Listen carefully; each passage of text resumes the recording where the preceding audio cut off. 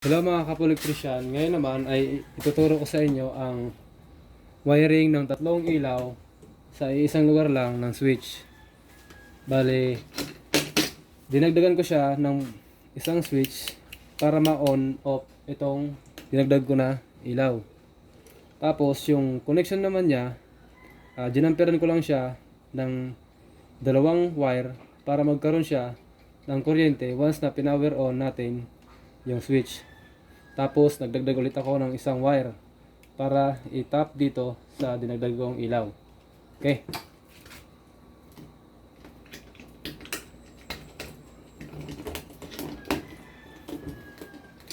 Unahin natin yung power supply, which is live galing sa main breaker.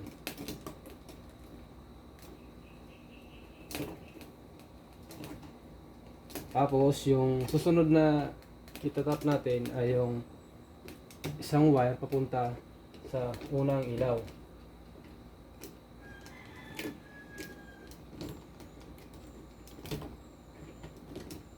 Tapos yung isa naman sa pangalawang ilaw.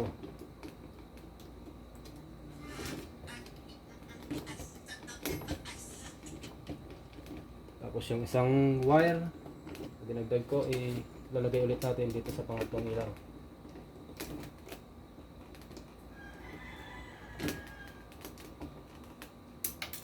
Naku, naputol.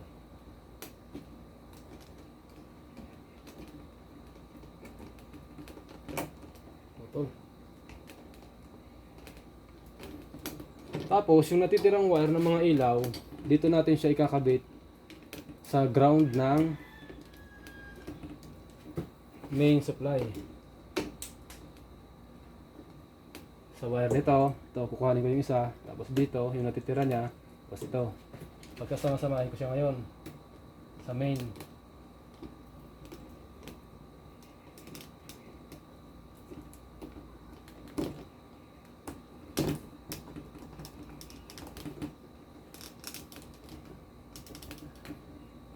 Okay, testingin na natin.